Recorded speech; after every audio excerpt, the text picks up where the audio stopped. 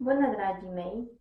Astăzi vreau să răspund unei întrebări care mi-a fost adresată de către o doamnă care s-a uitat la filmulețele pe care eu le postez și m-a întrebat dacă și copiii pot dezvolta anxietate.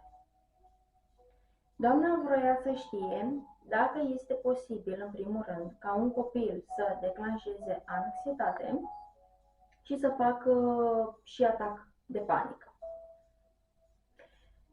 Așadar, cu ocazia acestui filmuleț și în această cameră, acest cabinet pe care eu l-am amenajat special pentru terapia cu copii, după cum prea bine vedeți, este un mediu prietenos, este un mediu cald, astfel încât copiii să se simtă relaxați, să aibă încredere, să vină cu drag, să vină cu plăcere și să putem să ne desfășurăm. Așadar, astăzi, cum am spus, cu prilejul acestui filmuleț, îi voi oferi răspuns doamnei la întrebarea dacă și copiii pot dezvolta anxietate cu atac de panică. Așadar, răspunsul este da. Și copiii pot, la fel de bine precum noi, adulții, să facă un atac de panică. Pentru că, nu uitați, anxietatea pleacă de la o frică, de la o teamă, care este dusă din ce în ce mai mult, până în acel punct în care totul se intensifică și apare atacul de panică. Așa cum am subliniat deja, noi nu ne naștem anxioși. Noi nu apărăm pe lumea asta cu anxietate. Noi devenim anxioși datorită tuturor circumstanțelor care au loc în viața noastră. Așadar, plecând de la stadiul de copil, dacă un copil se naște într-o familie în care mama este anxioasă, tatăl este anxios, bunicii sunt anxioși sau bona este anxioasă, sau merge la școală unde la fel se confruntă cu o educatoare, cu o învățătoare sau mai departe cu profesori care sunt mai anxioși, automat că și copilul va începe cumva să preia din comportamentul adulților care sunt în imediata lui apropiere și atunci va începe să copieze acest mod de manifestare anxios și copilul. Așadar, ca să fie totul cât se poate de limpede, copiii fac atacuri de panică, nu contează vârsta, contează ceea ce îl sperie atât de mult pe un copil încât să ducă totul spre un atac de panică.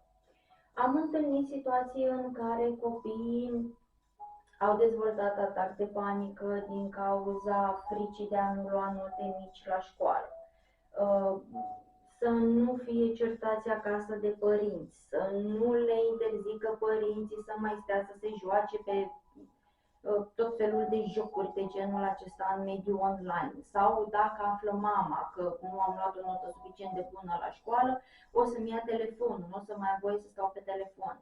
Sau dacă află mama că nu m-am descurcat foarte bine la școală, o să-mi confiște tableta.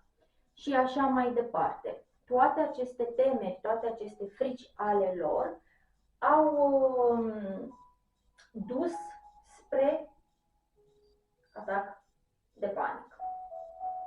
Am avut copii cu atacuri de panică care aveau vârsta de 7 ani, alții care aveau vârsta de 9 ani, copii la 12 ani, 14 ani, da?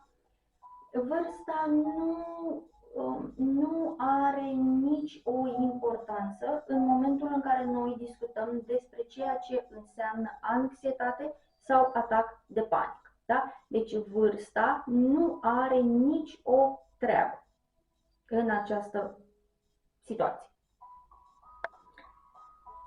În momentul în care vedem că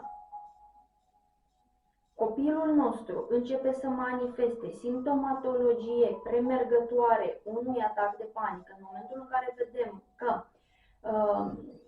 copilul nostru începe și se confruntă cu stări de anxietate, eu vă recomand să apelați la un specialist și să îl duceți pentru a putea fi evaluat, pentru a-i se putea face anamneza și a se vedea clar cum stau lucrurile. Cu cât noi intervenim mai rapid, cu atât rezultatele vor fi mai bune și vindecarea mai rapidă. Pentru că la copii există un mecanism mult mai rapid.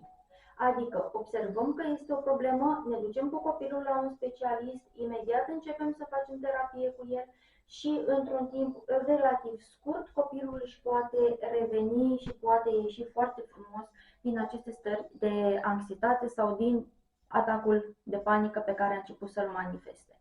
Nu vă recomand să stați cu copilul și să nu-l duceți spre un specialist.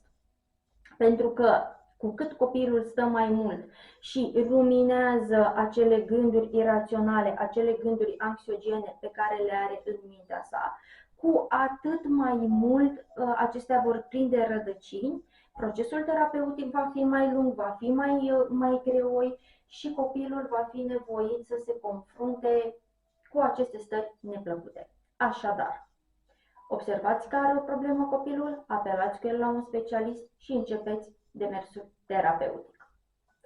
Vă mai aștept și cu alte întrebări ca să pot să vin să vă mai ofer răspunsuri. O zi frumoasă, la revedere!